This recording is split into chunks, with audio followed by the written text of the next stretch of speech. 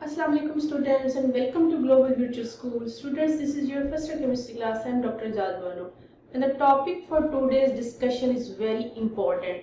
आज जो टॉपिक है वो बहुत इंपॉर्टेंट है. इसका नाम है limiting and non limiting reactant.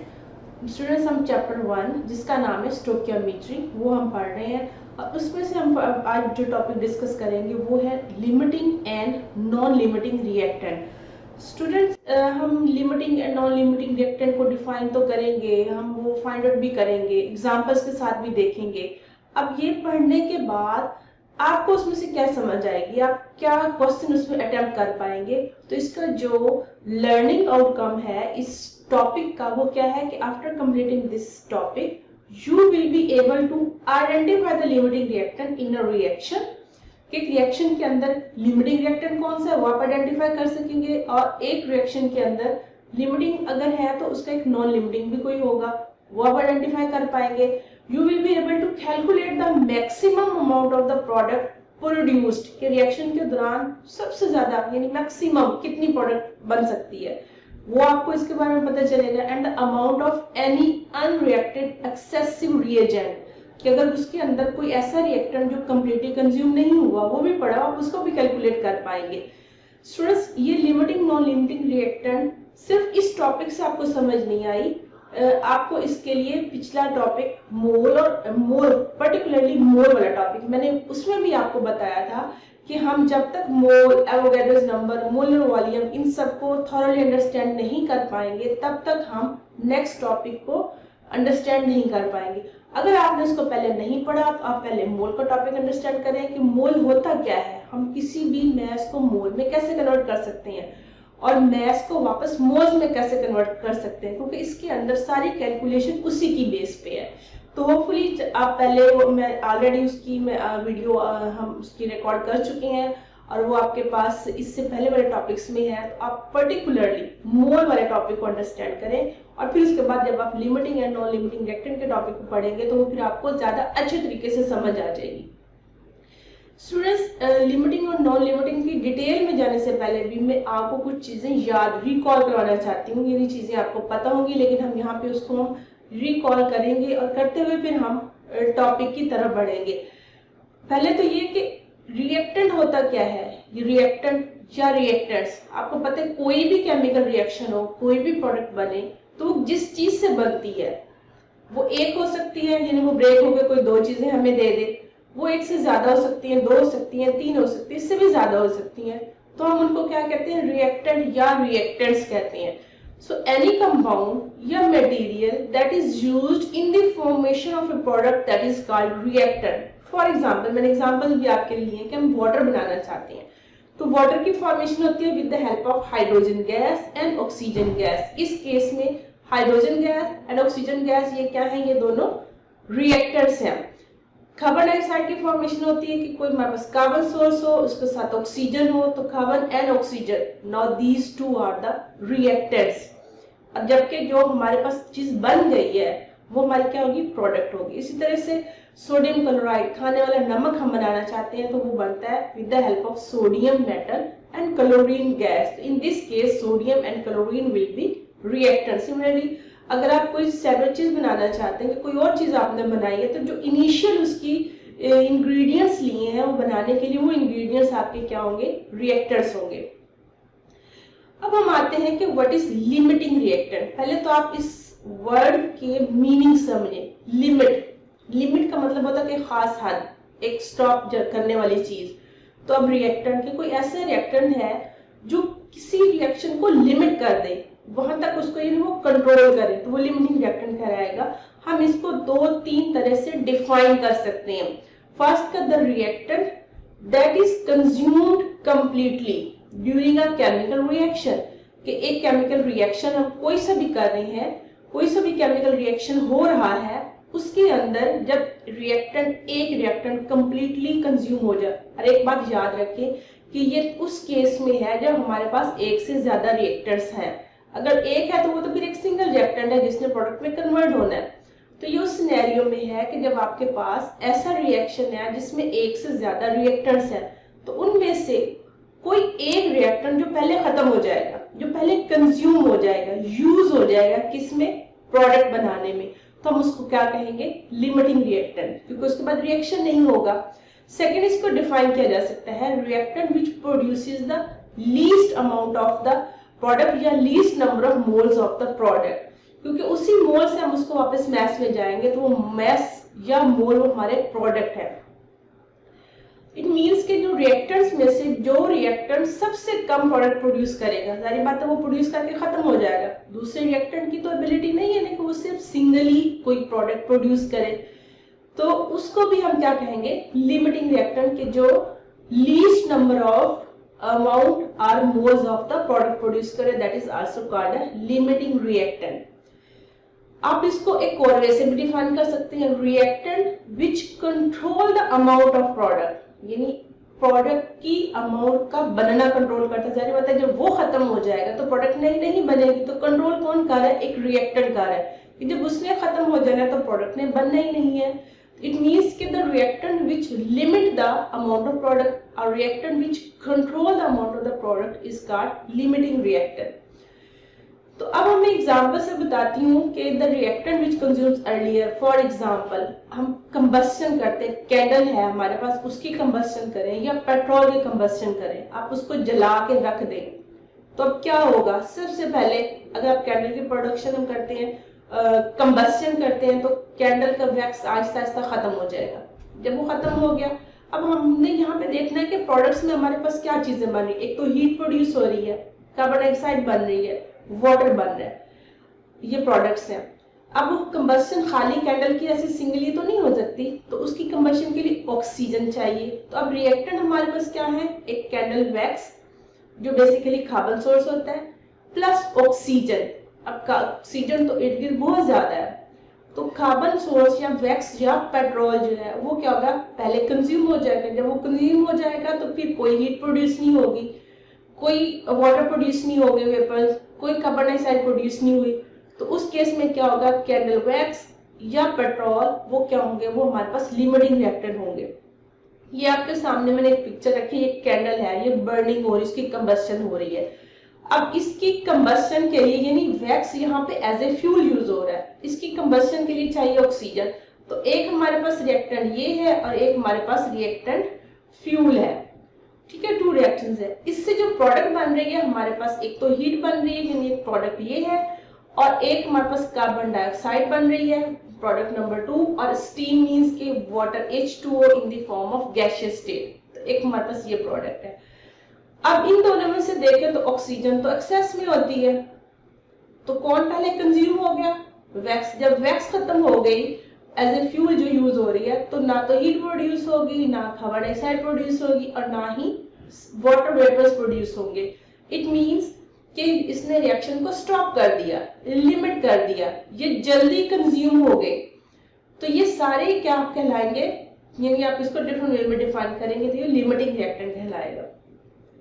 अब इसके साथ दूसरे रिएक्टेंट को हम क्या कहेंगे, एक तो लिमिटिंग है, तो उसके लिए हम यूज करते हैं नॉन लिमिटिंग रिएक्टेंट या एक्सेसिव रिएक्टेंट। एक तो लिमिटिंग है जिसने लिमिट किया, अब तो दूसरा रिएक्टेंट क्या कहलाएगा, क्योंकि वो एक्सेस में पड़ा हुआ है, तो नॉन लिमिटिंग या एक्सेसिव रिएक्टेंट। तो इसको भी हम डिफरेंट वे से डिफाइन कर सकते हैं, रिएक्टेंट दैट लेफ्ट अनयूज्ड। अभी पिछली एग्जांपल में जैसे ऑक्सीजन अभी रह गई थी, तो वो क्या है, एक्सेसिव या नॉन लिमिटिंग रिएक्टेंट है। इसके अलावा हम डिफाइन कर सकते हैं रिएक्टेंट दैट लेफ्ट अनरिएक्टेड, क्योंकि जो भी रिएक्ट नहीं किया after completion of a chemical reaction, कि रिएक्शन अब कंप्लीट हो गया लेकिन वो फिर भी अभी पड़ा हुआ है, so that is called non limiting या एक्सेसिव रिएक्टेंट। या आप उसको डिफाइन कर सकते हैं कि reactant which do not control the amount of product. जारी बात है वो तो प्रोडक्ट को कंट्रोल नहीं ना कर रहा है, लिमिटिंग ही कर रहा है ना, और वो खाली इटसेल्फ तो वो प्रोड्यूस नहीं कर सकता, तो कौन उसमें बादशाह हुआ, लिमिटिंग रिएक्टेंट, उसने जब प्रोडक्ट बना दिया तो रिएक्शन ही स्टॉप हो गया। अब फिर मैं आपको वही एग्जांपल के जो मैंने आपको पीछे बताई है कि आप बर्निंग करें कैंडल वैक्स की, तो उसमें क्या है, ऑक्सीजन नॉन लिमिटिंग रिएक्टेंट है। तो यहाँ पे भी मैंने आपको फिर से एग्जांपल बताई है, देखें कि ग्रेजुअली ये हमारे पास एक फ्यूल है और बाहर ऑक्सीजन है बहुत सारी, इसके रिजल्ट में क्या प्रोड्यूस हो रही है, कार्बन डाइऑक्साइड एंड स्टीम और साथ में हीट। अभी आहिस्ता आहिस्ता क्या होती जा रही है, कंज्यूम होती जा रही है। तो ये एक वक्त आएगा यहाँ पे बिल्कुल फिनिश, जीरो हो जाएगी, तो ये लिमिटिंग हुआ। तो यहाँ पे ये ऑक्सीजन तो है अभी तक, वो रहेगी, वो वैसे ही नेचुरली एक्सेस में होती है। तो ये क्या कहलाएगा, ये नॉन लिमिटिंग या एक्सेसिव। होपफुली स्टूडेंट्स अब आपको लिमिटिंग और नॉन लिमिटिंग रिएक्टेंट में डिफरेंस करना, उसको डिफरेंशिएट करना, वो आपको क्लियर होगा। अब हम उसकी देखेंगे कि हम उनको आइडेंटिफाई कैसे कर सकते हैं। एक तो ये कॉमन ऑब्जर्वेशन की बात है ना, जो एग्जांपल्स मैंने दी है। अब अगर हमारे पास हम एक रिएक्शन में जाते हैं, हमारे पास कुछ केमिकल्स हैं, अब हम वहां से उसको आइडेंटिफाई नहीं कर पाते, तो हमें उसके लिए स्टेप्स करने पड़ते हैं कि हम उसको कैसे उसमें से आइडेंटिफाई करेंगे। खासतौर पर जैसे अब केमिस्ट्री लैब्स में हम अगर कोई रिएक्शन परफॉर्म करते हैं, तो हमें वहां से हमें देखना, हमें ये आइडेंटिफाई करना है कि इसमें से कौन सा लिमिटिंग है, कौन सा नॉन लिमिटिंग है। तो उसके लिए कुछ स्टेप्स हैं। फर्स्ट ऑफ ऑल, अभी मैंने आपको कहा था कि आपने मोल का टॉपिक जरूर पढ़ना है। अभी अगर आपने नहीं पढ़ा तो पहले आप मोल कि उसको मैथ्स को मोल में कैसे कन्वर्ट करना है, वो आप सिंपल फार्मूला है। कोई भी अगर आपके पास सब्सटेंस है तो उसका जितने ग्राम्स है उस ग्राम्स को डिवाइड कर दे उसके सब्सटेंस के मोलर मास, तब बस मोल्स आ जाते हैं। तो फर्स्ट स्टेप है कैलकुलेट मोल्स ऑफ प्रोडक्ट। अब जो आपके पास जो प्रोडक्ट बनी है, आपने उसका मोल्स आपने निकाल लिए from given amount of reactant के रिएक्टेंट की हेल्प से, यानी आपके पास रिएक्टेंट है, मैस में है, उसको मोल में कन्वर्ट कर लिया, उसकी हेल्प से प्रोडक्ट के मोल आपने फाइंड आउट कर लिए। तो फर्स्ट स्टेप क्या है, calculate the mole of product. यानी दो रिएक्टेंट है या तीन है, उनकी जितनी भी अमाउंट दी हुई है, अभी हम इसको कैलकुलेट भी करेंगे, इसकी एग्जांपल भी मैं आपके सामने सॉल्व करूंगी आपके लिए। तो उसकी हेल्प से प्रोडक्ट के कितने मोल्स बने, तो आपने उसको पहले आइडेंटिफाई करना है कि कौन उसमें से जो कितने मोल्स बना रहा है। वो बैलेंस केमिकल इक्वेशन को यूज करते हैं। यहाँ पे भी मैं अभी आपको एक एग्जांपल देती हूँ। अब नेक्स्ट स्टेप आप देखेंगे कि कैलकुलेशन में कि जो रिएक्टेंट कम प्रोडक्ट दे रहा है, यानी प्रोडक्ट्स के मोल्स कम दे रहा है, मिनिमम दे रहा है, वो हमारे पास लिमिटिंग रिएक्टेंट होगा। मैं आपको एग्जांपल से समझाती हूँ। Let's suppose 10 moles of hydrogen reacts with 7 moles of oxygen। तो अब हम यहाँ पे इसको ये लिखेंगे, आपके पास मोल्स ऑफ हाइड्रोजन क्या है, आप पहले डेटा लिखेंगे। मोल्स ऑफ हाइड्रोजन आपके पास है 10 और मोल्स ऑफ ऑक्सीजन है आपके पास 7 मोल्स। ठीक हो गया। Of oxygen to produce H2O यानी वाटर बनाते हैं, which will be limiting reactant. अब हमें डिजायर तो यही लग रहा है कि ऑक्सीजन के 7 मोल्स हैं और हाइड्रोजन के 10 है, इसके जो कि कम है तो ये लिमिटिंग होगा, लेकिन नहीं, हमें कैलकुलेट करके देखना पड़ेगा, और वो भी इक्वेशन बैलेंस के साथ। अब सबसे पहले तो हम इक्वेशन लिखेंगे।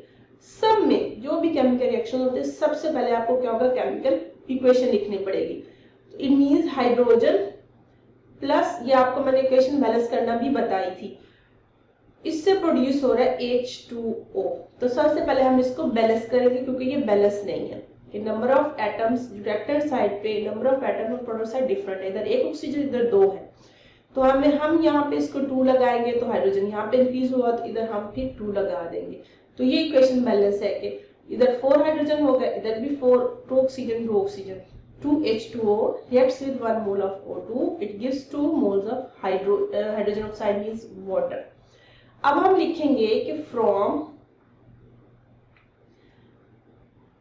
अब हमने चेक करना है ना किसके हमने मोल्स फाइंड आउट करने, H2O के। विद द हेल्प ऑफ, हम दोनों की हेल्प से निकालेंगे, H2 की हेल्प से फर्स्ट, फिर हम ऑक्सीजन की हेल्प से। तो हम लिखेंगे from balanced chemical equation, B stands for balanced. Equation हमें ये बता रही है कि जब हाइड्रोजन के 2 मोल्स कंज्यूम होते हैं, उस वक्त वाटर का के भी 2 मोल्स बनते हैं, ये इक्वेशन हमें बता रही है। जब इसका 1 मोल कंज्यूम होगा तो इसका भी 1 होगा, जाहिर बात है 2/2 1। अब हमारे पास हाइड्रोजन कितने हैं, 10। जब इसके 10 कंज्यूम होंगे तो ऑफ कोर्स H2O के भी कितने बनेंगे, 10 मोल्स बनेंगे। अब हम हाइड्रोजन ऑक्साइड को हम इसके मोल्स कैलकुलेट करेंगे with the help of oxygen. तो फर्स्ट स्टेप ये है कि हमने प्रोडक्ट के मोल्स कैलकुलेट कर रहे हैं from the given moles of reactors. अब इक्वेशन हमें बता रही है कि ऑक्सीजन का जब 1 मोल कंज्यूम होता है उस वक्त वाटर के 2 मोल्स बनते हैं, और जब ऑक्सीजन के 7 मोल्स कंज्यूम होंगे तो वाटर के कितने बनेंगे, 2 into 7, it means 14 moles of oxygen H2O, और इसने बनाया 10 moles of H2O। It means के हाइड्रोजन के 10 मोल से वाटर के 10 मोल्स बने, जबकि ऑक्सीजन के 7 मोल से हाइड्रोजन ऑक्साइड के 14 मोल्स बने। इसका मतलब है कि जब हाइड्रोजन के ये 10 मोल्स बन जाएंगे तो ऑक्सीजन के अभी भी पड़े हुए होंगे। तो अब हमारे पास लिमिटिंग रिएक्टेंट क्या हुआ, क्योंकि अब हमने सेकंड स्टेप है कि ये जो हमारे पास गिवन मोल्स है इसकी हेल्प से जब हमने देखा कि जब वाटर के 10 मोल्स कंज्यूम हो गए कंप्लीटली, उस वक्त वाटर के 10 मोल्स बन गए। जब ये कंप्लीटली कंज्यूम हो गया तो फिर जबकि ऑक्सीजन के 7 मोल्स से 14 मोल्स बनने हैं इंडिपेंडेंटली, लेकिन जब ये 10 कंप्लीट हो जाएंगे तो इसके तो बाकी बच जाएंगे, स्टिल इसके मोल्स बचे हुए होंगे, क्योंकि ये अभी ये 14 बना रहा है मैक्सिमम, ये 14 इस 7 से मैक्सिमम ये 14 बना रहा है, जबकि ये 10 से मैक्सिमम 10 मोल्स ही बना रहा है। तो जब इसने 10 मोल्स बना देने हैं तो ये खत्म हो गया, तो पीछे कौन सा रह जाएगा, ऑक्सीजन। तो लिमिटिंग रिएक्टेंट कौन सा होगा इस केस में, हमारे पास H2। तो दूसरा क्या होगा फिर, वो हमारे पास एक्सेसिव रिएक्टेंट या नॉन लिमिटिंग रिएक्टेंट होगा हमारे पास इस केस में AO2। तो होपफुली अब आपको समझ आ गई होगी कि एज H2 प्रोड्यूसिंग लीस्ट मोल, यानी कम से कम प्रोड्यूस कर रहा है, यानी 10, 14 और 10 में से देखें तो 10 कम है, इसलिए क्या हुआ, H2 हमारे पास यानी हाइड्रोजन हमारे पास यहाँ पे लिमिटिंग रिएक्टेंट है इन मोल्स के अकॉर्डिंग। हाँ, अगर ये मोल्स डिफरेंट हो तो उसके अकॉर्डिंग फिर हमें लिमिटिंग रिएक्टेंट फाइंड आउट करना होगा। अब ये मोल्स हमारे पास यहाँ पे तो हमें कैलकुलेट करके दे दिए गया है ना, हो सकता है आपको सिर्फ मैथ दिया हो इनके, तो आप क्या एक स्टेप और बैक जाएंगे कि पहले उसको मोल्स में कन्वर्ट करेंगे रिएक्टर्स को। तो आइए अब हम इसको समझते हैं एग्जाम्पल के साथ। हमारे पास एग्जाम्पल सामने एग्जाम्पल 1.6 ये सॉल्व है आपकी बुक में, लेकिन आपको समझाने के लिए यहाँ पे मैं इसको दोबारा से इसका कुछ पार्ट कर रही हूँ, कुछ मैं आपको यहाँ से डायरेक्ट बताऊंगी। क्वेश्चन है 200 gram of K2Cr2O7 were reacted with 200 gram of concentrated H2SO4। Calculate, दो चीजें कैलकुलेट करनी है, मैस ऑफ एटॉमिक ऑक्सीजन जो प्रोड्यूस हुआ है, mass of reactant left unreacted कि वो एक्सेसिव कितना रह गया। इक्वेशन आपको उन्होंने दी हुई है। अब हमारे पास दो रिएक्टेंट्स है, एक हमारे पास ये है रिएक्टेंट 1 K2Cr2O7 पोटेशियम डाइक्रोमेट, एक हमारे पास H2SO4 यानी सल्फ्यूरिक एसिड रिएक्टेंट 2। अब हमारे पास उन्होंने उनका कंसर्न सिर्फ एटॉमिक ऑक्सीजन के साथ है, यानी इसके साथ, इस प्रोडक्ट के साथ। तो अब हमें बाकियों पे हमने फोकस नहीं करना। अब फर्स्ट ऑफ ऑल क्या हमें आइडेंटिफाई करने के लिए स्टेप क्या है कि मोल्स से प्रोडक्ट के मोल्स हमने निकालने हैं, लेकिन यहाँ पे हमें मैस दिया हुआ है। तो सबसे पहले हम क्या करेंगे, इन दोनों के जो यानी ये 200 ग्राम मैस दिया हुआ है और ये 200 ग्राम H2SO4 का हम अलग अलग दोनों के लिए मोल्स में इसको कन्वर्ट करेंगे।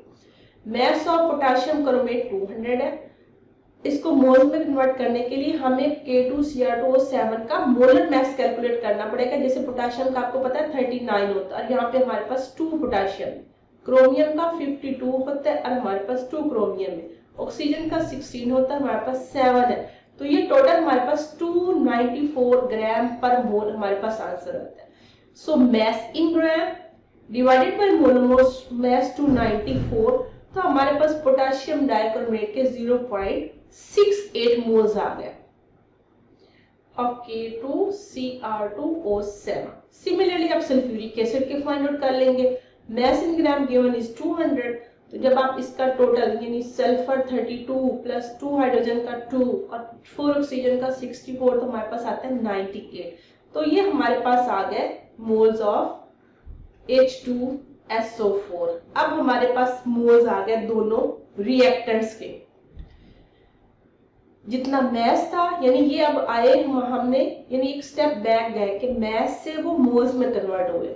इसलिए आपको मैं कह रही हूँ कि मोल्स वाला टॉपिक आप अंडरस्टैंड करें।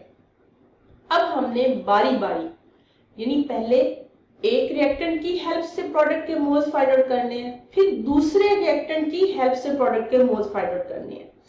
अब हम क्या करें, जिसके आपने स्टूडेंट्स याद रखें, जिसके आपने फाइंड आउट करने उसको आपने इस साइड पे रखना है, ऑक्सीजन या एटॉमिक ऑक्सीजन रेशियो लगाएं, और किसकी हेल्प से करने हैं वो आप अपने लेफ्ट साइड पे रखेंगे, K2Cr2O7। और ये ध्यान से इसको सुनिए, बहुत इजी है, लेकिन अगर आप इसको ध्यान से देखेंगे, first of all from balanced chemical equation, ठीक है, बैलेंस्ड केमिकल इक्वेशन जो कि ये हमें दी हुई है। इक्वेशन बैलेंस नहीं होगी तो रिएक्शन आप कैलकुलेट गलत करेंगे। इक्वेशन हमें ये बताती है कि जब इसका 1 मोल है, जब कुछ नहीं लिखा होता इट मींस के 1 मोल, जब इसका 1 मोल कंज्यूम होता है तो उस वक्त ऑक्सीजन के 3 मोल्स बनते हैं। अब जो मैस था इन हैंड, हमारे पास जो मैस है, जो मैस इन ग्राम है, जिससे 0.68 मोल्स बने हैं, अगर इसके 0.68 मोल्स सारे खर्च हो जाए तो ऑक्सीजन के कितने मोल्स बनेंगे, तो 3 × 0.68, तो इसका आंसर हमारे पास आएगा 2.04 मोल्स ऑफ, ये ऊपर जिस साइड पे लिखा हुआ है उसी के होंगे, यानी एटॉमिक ऑक्सीजन की, यानी oxygen in the form of atom. अब हमने पहले रिएक्टेंट की हेल्प से, ये मैंने आपको मोल रेशियो भी बताई थी कि रिएक्टेंट की रेशियो, रिएक्टेंट प्रोडक्ट की, तो ये वही चीज है यहाँ पे इंप्लीमेंट हो रही है। अब हम दूसरे रिएक्टेंट की हेल्प से यानी H2SO4 की हेल्प से प्रोडक्ट यानी ऑक्सीजन के हम मोल्स फाइंड आउट कर रहे हैं, एटॉमिक ऑक्सीजन के। अगेन फ्रॉम इक्वेशन क्या बताती है कि जब इसके 4 मोल्स कंज्यूम होते हैं उस वक्त ऑक्सीजन के 3 मोल्स बनते हैं। अगर इसका 1 मोल कंज्यूम हो तो इसके कितने होंगे, 3/4।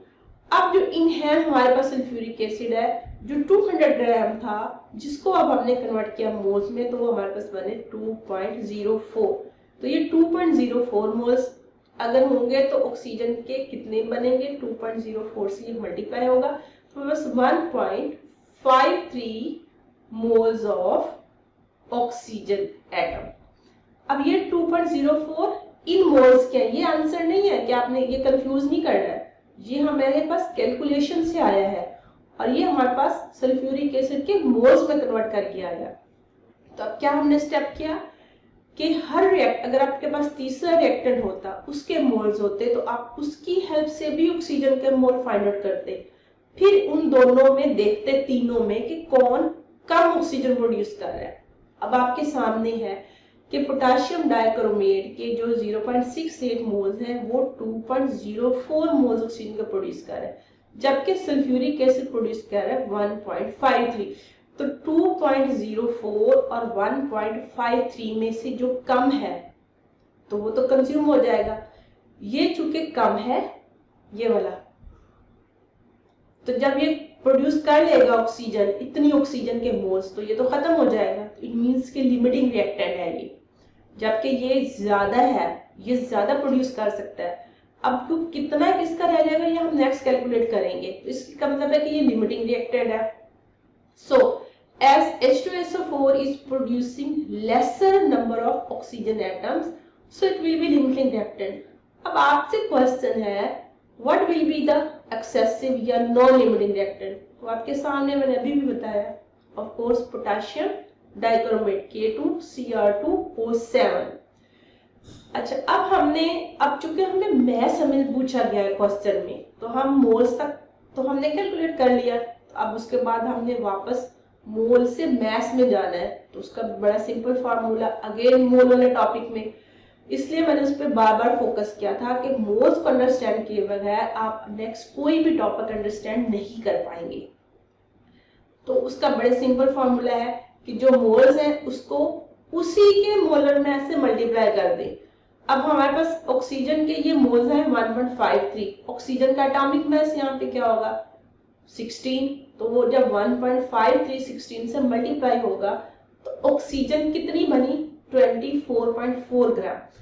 यानी इट मींस कि जब आप 200 ग्राम पोटेशियम डाइक्रोमेट मिक्स करेंगे 200 ग्राम सल्फ्यूरिक एसिड में, तो ऑक्सीजन जो प्रोड्यूस होगी वो 24 ग्राम प्रोड्यूस होगी और फिर रिएक्शन स्टॉप हो जाएगा, क्योंकि तब सल्फ्यूरिक एसिड मुकम्मल कंज्यूम हो जाएगा। तो पीछे हमारे पास क्या बच जाएगा, पोटेशियम क्रोमेट। अब हमने नेक्स्ट जो आंसर पूछा गया है, क्वेश्चन जो पूछा गया है कि अब हमने ये भी देखना है कि वो कितना रह गया है, कि सल्फ्यूरिक एसिड के साथ उसने कितना रिएक्शन कर लिया, तो बाकी कितना रह गया।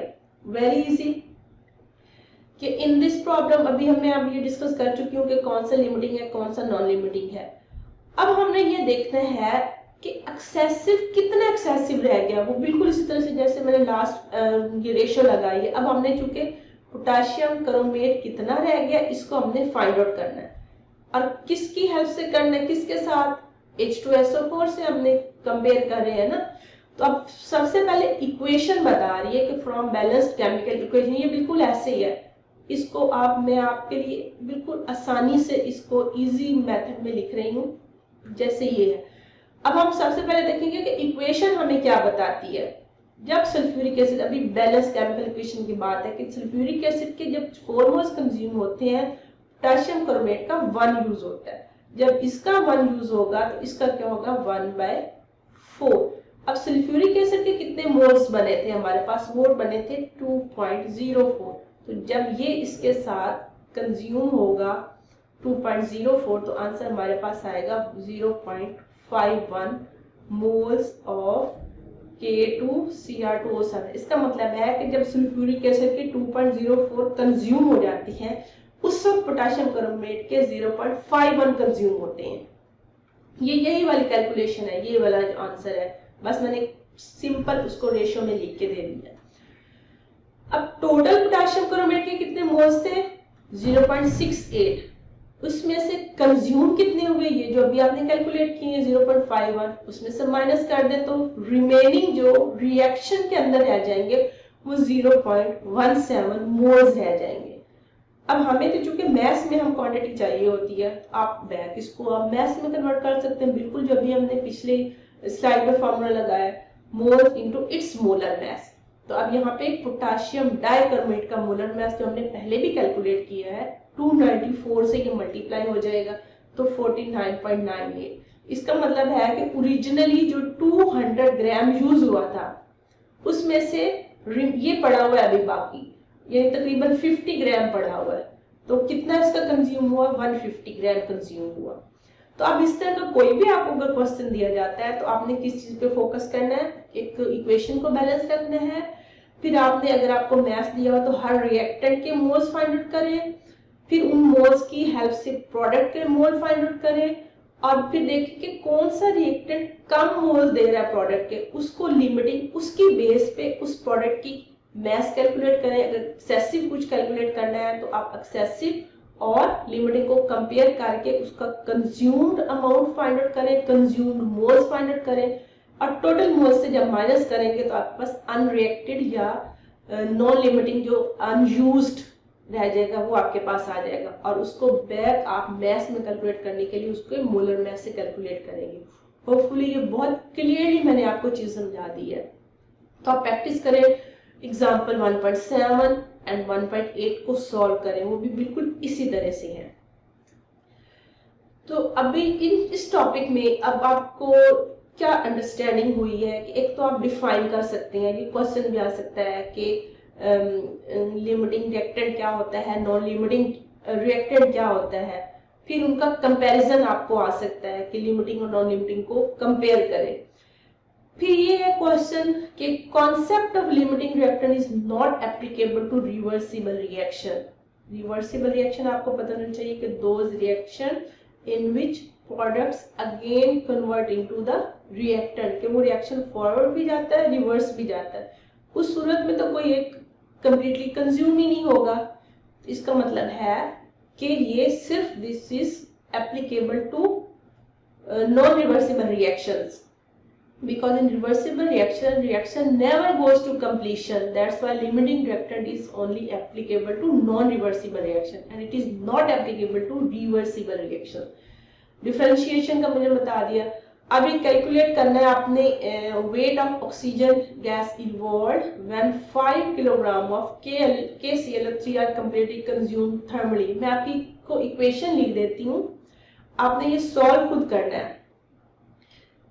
थर्मली KClO3 ये कन्वर्ट होता है KClO प्लस O2, यानी थर्मली डिकम्पोज हुआ ना, यानी वो टूट गया।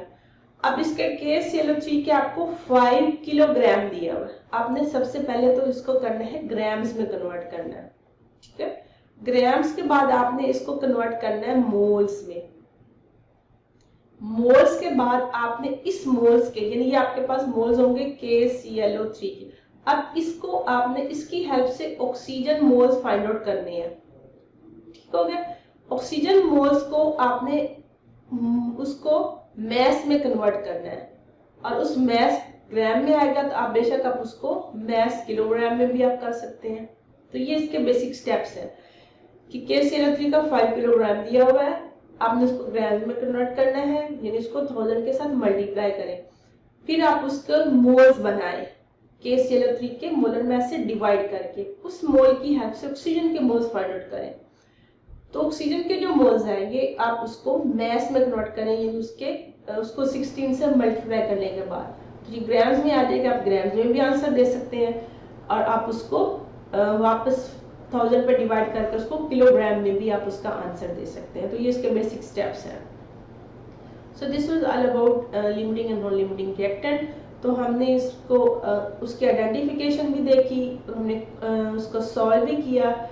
होपफुली अब आपको लिमिटिंग और नॉन लिमिटिंग का कोई भी क्वेश्चन आता है या कोई भी न्यूमेरिकल आता है तो आप उसको इजीली कर पाएंगे। हमारा नेक्स्ट टॉपिक जो होगा वो है यील्ड से रेलेवेंट। यील्ड हमारे पास डिफरेंट टाइप्स की होती हैं, theoretical yield, actual yield and a percentage yield.